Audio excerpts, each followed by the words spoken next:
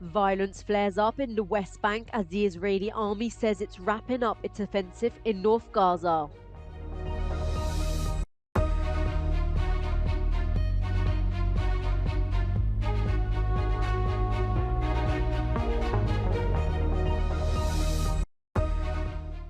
Devastating effects of floods continue for months on.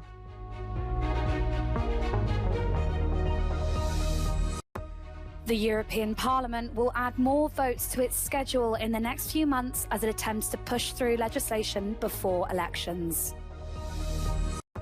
Europe's inflation is up by 0.5% compared to last month, dampening hopes of an interest rate decrease by the European Central Bank. Multiple attacks in the West Bank were reported on Sunday. Earlier in the day, a Palestinian man driving a car with Israeli license plates was fatally shot at a busy intersection. Hours after a violent confrontation elsewhere left 7 Palestinians and an Israeli border policewoman dead. Israeli defense spokesperson Daniel Hagari said that the IDF has completely dismantled Hamas's military framework in the northern part of the Strip and will now focus on dismantling in the central and southern parts. In Mirage, southern Gaza, rescuers continue to search for survivors through the rubble after an Israeli strike. As another child of Al Jazeera's Gaza bureau chief Wael Dadoud was killed in an Israeli airstrike alongside 2 other journalists west of Khan Yunis.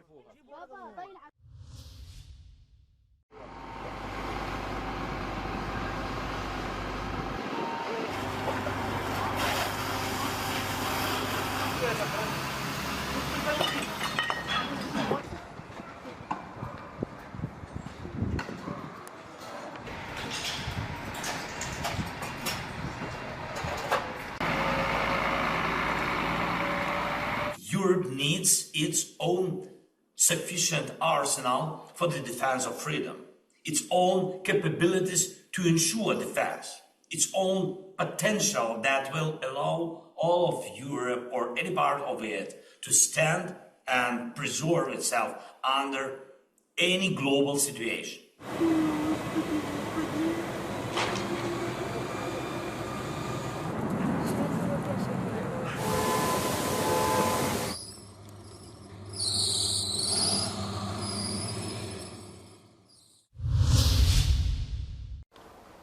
In early September, a severe storm wave named Daniel hit Thessaly in central Greece, claiming the lives of 17 people. In Vlohos, most residents left their homes due to the significant damages, but Yannis Koukas is not one of them. Almost every day he cleans, tidies up and hopes that in a few months he will be able to return with his wife and children.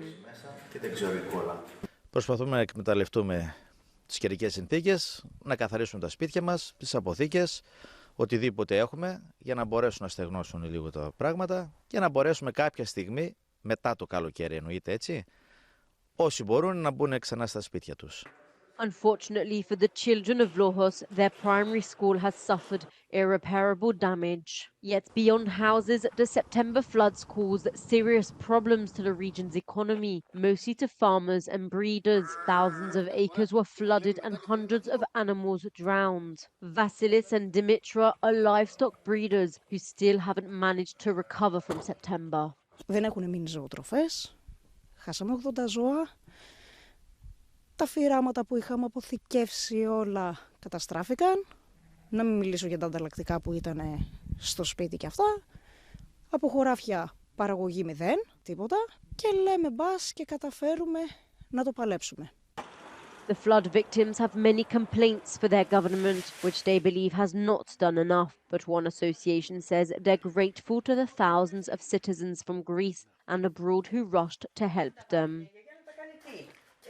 Ευχαριστούμε πολύ τους εθελοντές που μας συγκίνησαν με το ενδιαφέρον. Μας έστειλαν 1002 πράγματα, τα οποία κατανέμουμε ανά οικογένεια. Και έρχεται και παίρνει να πάρουν όλοι εξίσου. Πριν από κάποια χρόνια, οι κάτοικοι της περιοχής ίσως να μην γνώριζαν ακριβώς τι σημαίνει κλιματική αλλαγή ή κλιματική κρίση.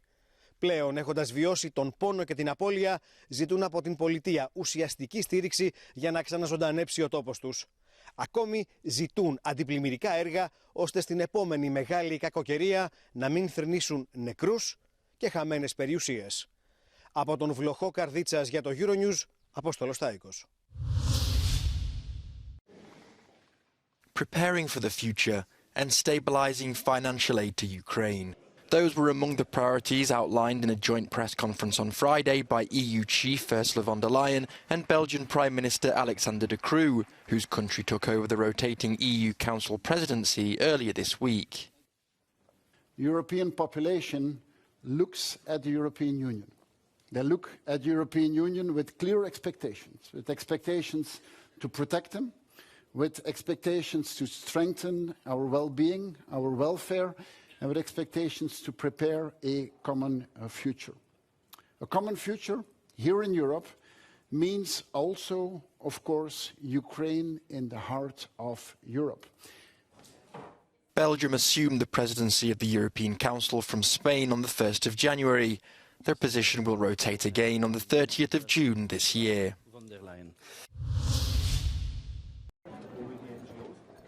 The European Parliament will add more votes to its schedule in the next few months as it attempts to push through legislation before elections. There will be more voting sessions added to each of its monthly meetings. Europeans go to the polls in June, meaning lawmakers' last chance to vote on more than 100 pieces of proposed legislation will be in late April. So, to be clear, what we would be voting... Es verdad que va a haber sesiones plenarias aquí en Estrasburgo con muchos temas que votar. Normalmente lo que se puede hacer es añadir sesión de voto, por ejemplo, por la tarde, para no votar más de 2 o de 3 horas seguidas, de manera que los diputados guarden la concentración. No se puede estar votando durante horas y horas.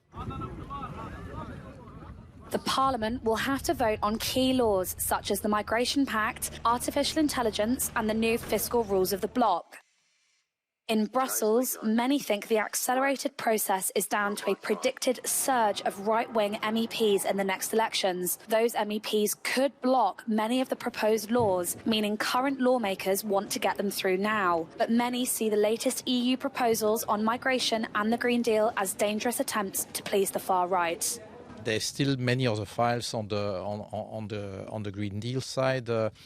There's this infamous Asylum and Migration Pact too, on which there's an agreement that won't solve anything, and that basically follows the footsteps of the radical right, which I think is also a big mistake. I would say, if I look at what my group is going to do between now and the end of the term, will be to play defense, because, what I believe is that the vast majority is sleepwalking the European Union into disaster, and we must prevent that. According to the latest opinion polls, far-right and radical forces in the European Parliament could make gains in the June elections, with the mainstream parties and Greens losing their seats.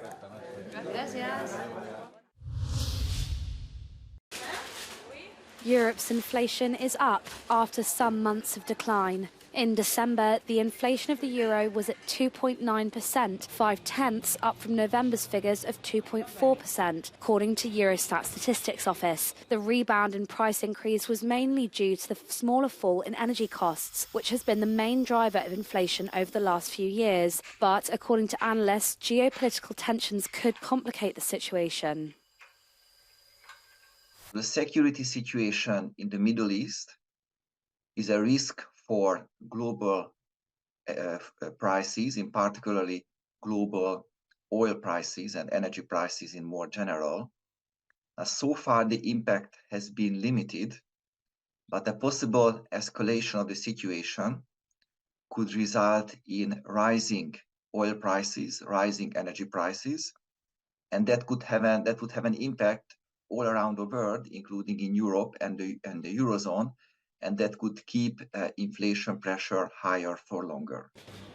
Other key sectors, including food, alcohol and tobacco, also contributed to the inflation rise. The news is likely to dampen hopes of an early interest rate decrease by the European Central Bank in 2024. The bank's rate stands unchanged from last October at 4%. In the past few years, high inflation reduced the real wage, but now wage growth accelerated and inflation slowed down. So now real wages, the purchasing power of consumers is increasing. So this might imply a demand pressure, and it might make it more difficult for a lasting reduction of inflation. That's why I would expect that the ECB will not start cutting interest rate anytime soon. Over the last few days, other inflation figures have showed the same trend. In both Germany and France, Europe's leading economies, inflation also rose in December.